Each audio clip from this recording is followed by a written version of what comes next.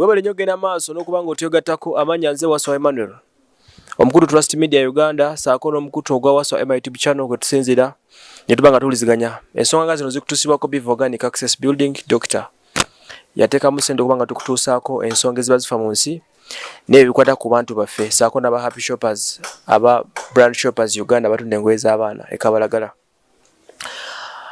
Nate nkomyewo ndi mu kitundu ky'Emutungo ew'omukyala maama waffe mukyala Nakanwagi Florence ngono ye maama w'omugenzi Kigozi Richard Saalongo era nga nsonga zituliko zakulabika nti omugenzi akomezebwawo abaze batambula naffe twalaga emboozi n'olunaku lwasooka ne tukufuna feedback ey'omulundi ogwokubiri twakomawo ne Lujja Oblis Cavuton. Bwe twavaawo waliwo obubaka bwe twarisiivinga okuva mu mikono gyaffe egy'enjawulo ne bako gye baatusindika mu bakulu abaali bateeseteese okubaako obuyambi bwe batuwa kukulabika nti tukomyawo omubiri gw'omugenzi Saalongo eyaleka abaana abataano ne maama era nga nze okubaako bye ntuukirizako ebyo byantumwa nsanyuse nnyo okusanga maama. Kale ssebo nange nsanyuse nnyo okubala. Oli otya obulamu? Bwe ntyo. Okay. Obulamu we buli situganya omukka tuyina omukka gwe tussa kati naye obulamu bwo tebunnaba kutereera olw'ensonga gye ndiko nti tennaba kutereera. Muli mutya bato? Babembuzizaako be bato be baana oba omugenzi ate ninawo abakyala wano n'abaami bengenda okubuuza naye kansooke maama asooka abanyanjulire maama bano be bandi tuliko. Abantu abakyala bano bendi nabo n'abaami be bantu bendi nabo mu kitundu banneyiba bange mikwano gyange bwe tubeera ffenna abamanyi ebizibu ebyantuukako era nabo balina ebizibu ebatuuseeko nange ndi sapoziti okubimanya batuuze. Okay. Nga batugamba nti batuuze olenza okwebuuza ati lwaki abatuuze we bali olw'ensonga nti maama nze nabamusaba ku lw'obwo obukwakulizo obwampeebwa abakulu abateekateeka okuyambako. Bwe ngamba nti abakulu abateekateeka okuyamba sitegeeza nti ffe abali ku gurawundi tuleme okuyamba abadde basonda mugende maaso n'okuba nga musonda kye musobola kusimya maama gyagenda okutusomera mu kadde akatali kawanvu saako n'abo abakwatibwako ensonga baava ne bampita ne bagajja ntuuge tulabe batusoteekawo omukono gw'ekyuma okusobola okuba nga tuzza omubiri guno. Kantandike n'okubuuza omwami ono oli otya taata? Gyendi sewo musibye tanna sewo. Gyebaleko. Kale sewo namwe mugyebaleko. Nga bitale ebyagwa ku kitundu. Kitalo kya maama waffe okufiirwa Saalongo kintu kyatuuka mu bwangu ate yali asuubidde nti omwana agenze musakira ebyembi n'avaayo nga embeera bwetyo bweri naye ekisinga okwennyamiza kwe kula nti ate omubiri gukyalemedde bweru embeera enzibu ennyo eri mu maka gano. Amannya go gwani ago tugogedde? Erinnya nze Ssenyonjo Peter Livingstone nga ndi musajja mukatuliki nsabira bbiina era tusabira wamu ne maama oyo nga tulina n'ekibiina kyaffe ekyejje ffe tuli bannajje abakozi ate munnajje muyambi nga ffenna tuli wamu mu mbeera eyo. Abatulabayo abalungi baagala okumanya kozi nga ettwale emwe tukiikira liyita Bikira Maria Kabaka w'emirembe Mutungo owokusatu mu kisomesa kya Mutungo Parish Sabo Parish. Njagala obeeko okutubako by'otunyonnyola ku nsonga nga bwe zitambula omugenzi amawulire g'omugenzi mutabani wa maama Saalongo wagamanya ddi? Amawulire gano olw'okuba nga nzize nga mbeera nnyo mu maka gano nti maama okusinziira edda bwe twajjiranga ate n'embeera gye yabadde atuuseemu nga tugenda tulaba maama agenze avaayo ndowooza oba omwana yali atandise okuleetayo ku kantu nga tulaba embeera ya maama ekoze eki ng'egenda ekyuka naye munnange mukama akola naye ate bwe twagenda okuwulira nga atukubira essimu nti omwana akoze eki afudde twadduka zambwa okujja wano naye ekyasinga okutumalamu amaanyi kwe kuba nti omuntu okumutambuza okukomawo embeera nga sinnyangu so kati tuli mu mbeera nga ne tumulaba nga ali mu mbeera enzibu ennyo naye nno ffe ebiseera ebisinga nga abakatuliki ffe saala ye yakaabanga nsimbi ate ffe nga tukaaba saala sala Bikira Maria yamba fenne sala fe yesi kwegamba nambe nti ekyokulwanyisa fe kyetulina tubadde musala ne bwe tulabanga ate namwe tubalabyeko nze mpuliramu akabugumu nenga nti omubiri gw'omwana guyinza okukola ki guyinza okukomezebwawo. Taata oli otya taata wange? Muli mutya sewo? Obulamu buli butya?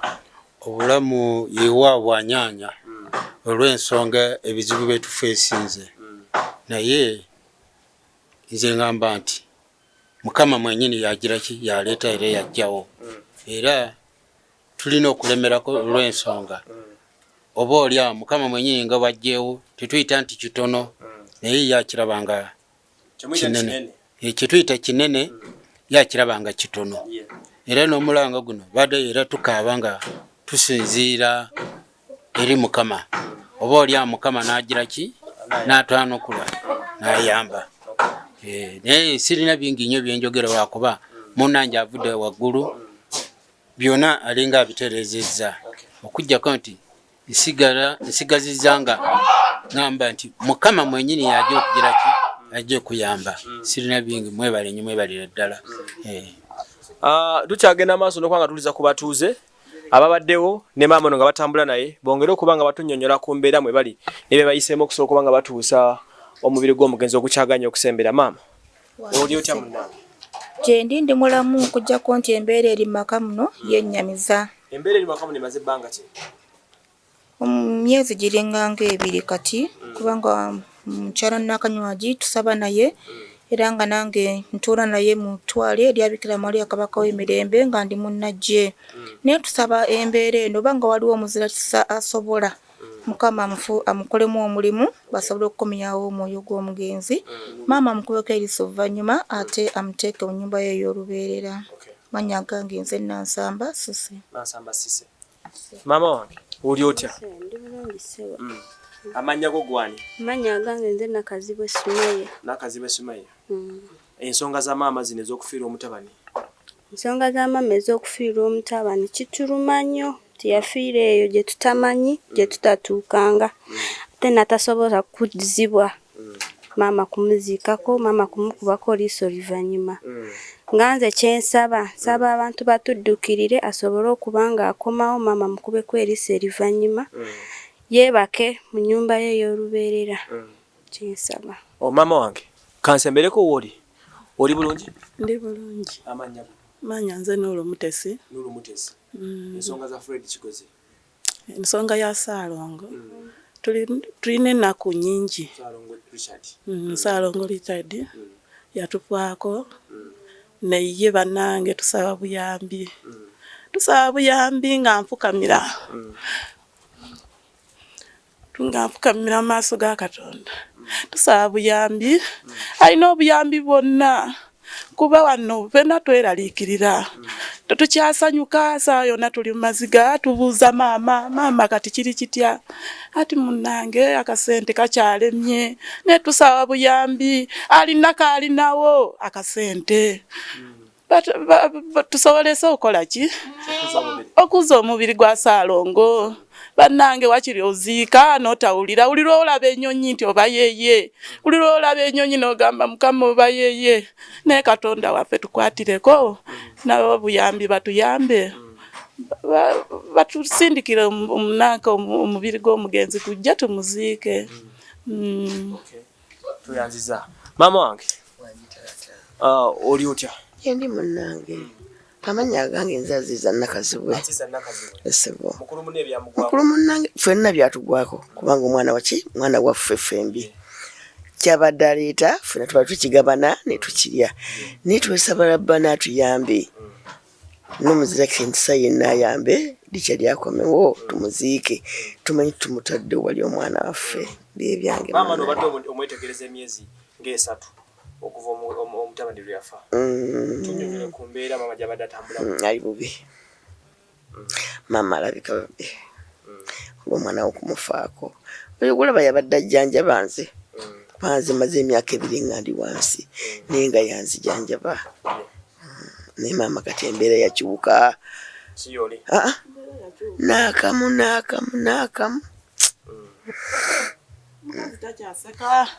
Omukazi akaaba buli lunaku.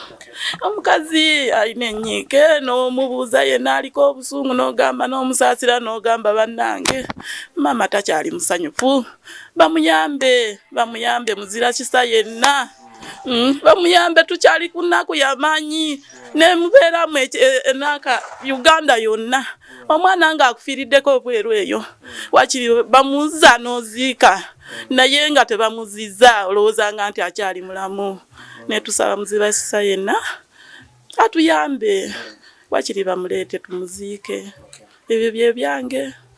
Wow, ensonga bwe zitambula teziwa ssanyu n'akatono okujjako ng'omubiri gw'omugenzi gutuuse wano. Kakati taata wange. Banji. Maama ono yannyonnyolawo ku bintu ku nsonga z'okukunganya ku nsimbi. Yeah. Tukubiremu ku ttooki okuva omugenzi lwe yafa.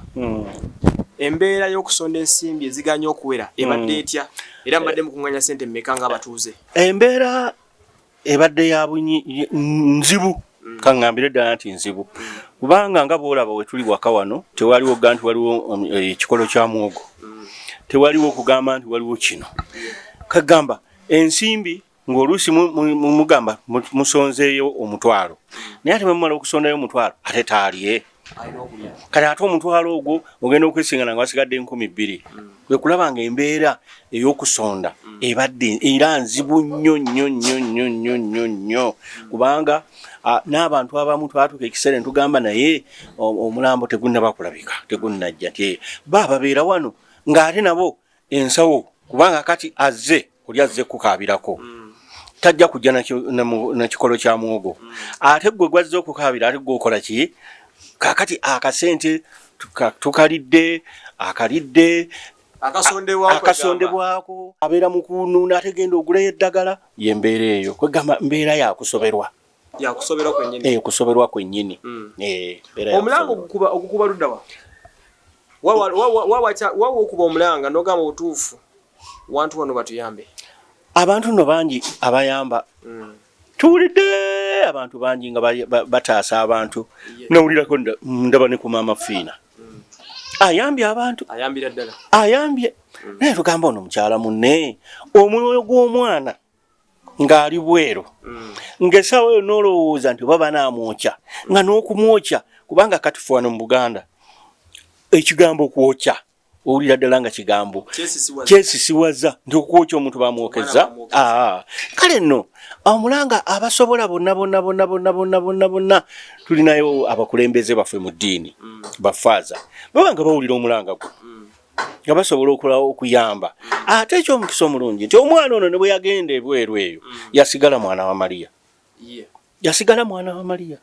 Neŋŋamba bafaaza bano bafaaza baffe batuyambe batusuule omukono oba batufunira abazira kisa bakomyewo omulambo gw'omwana ono. Abaana be bano boolaba abo basobola okukola ki? Okumuziikako kuba banaatuukanga ne bagamba nti ago ge malaalo ga kitammwe banaawummula.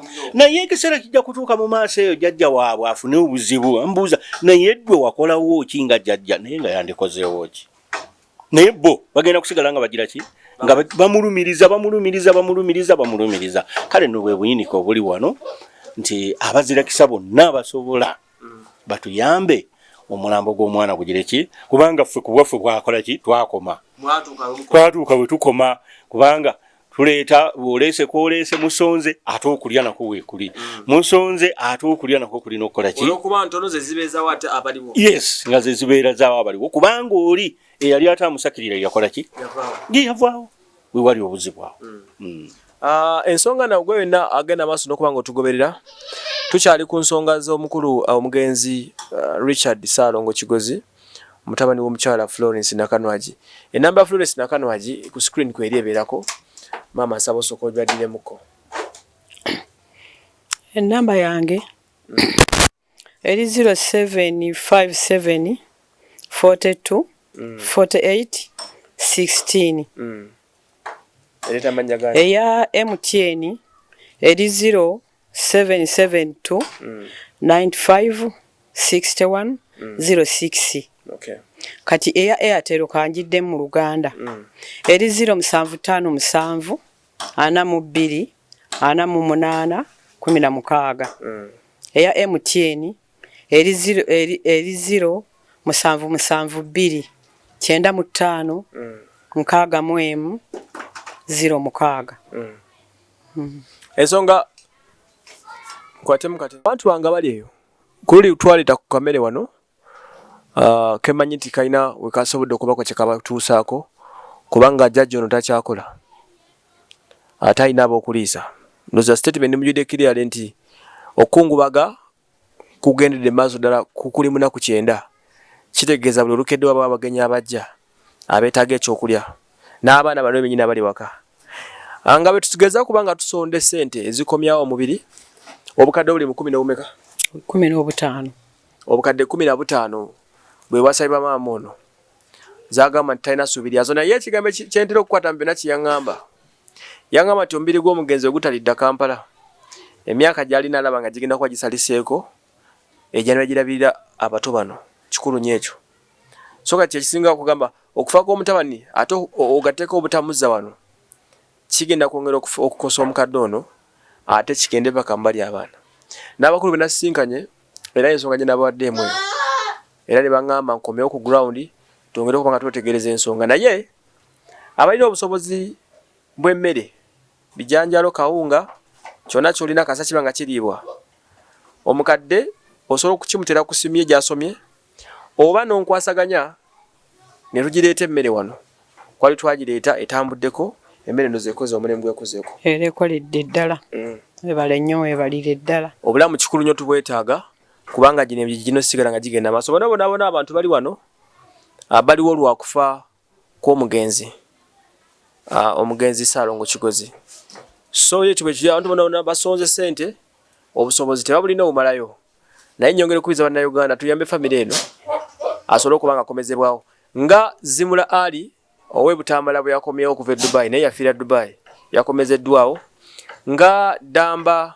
Fred owe Kawanda ensonga zikolebwako esaabana naye akomezebwawo naye yafiira Dubai n'omukulu ono Ssaalongo Kigozi Fred yafa mugwamu yafanga 3 ogw'omunaana bw'ozibala okutuuka olali oli munaku 9 ezakagenda ng'omulambo teguliwo Kampala so nga ate weebali n'olwekyo batugambye nti buli kaseera oba n'essuubi olowooza nti munnange oba gyali eyo lolibola alikomawo baga bakulimba naye nga mukiwulidde ekyekyo so n'olwekyo ebbaluwa eno gy'ompadde ogimpadde ng'eva ebbaluwa eno eya chairman mu kitundu mwembeera yes tasobodde kulaba nti yabeerawo naye eno yebbaluwa ekakasa nti byetwogera bituufu nti ndi mutuuze wa mu kitundu chairman yagituwadde yes era njirabako Mutungo Parish yebbaluwa gye ndaba wano Nakawa Division LC1 Zone 4 era nga okugiza mu Luganda to whom it may concern gwe kikwatako reference liko Nakano Haji Florence n'ayongera tukakasa nti atunyonyola nga bwali omutuuze era nga kakasa nti n'omutabani yafa mutabani we omutabani Ssaalongo Kigozi Richard byonna birambikiddwa muno n'empapula endala tungana kuba nzipresentinga eri abakulu abavuddeyo kubanga batukwatizaako naye abakulu bangwe bazze okutukwatizaako naamwe abadde we muli twongere okukwatira wamu omubiri gw'omukono tuguze abaana bano bangi nnyo obutaziika ku kitaabwe nze Wasemanuel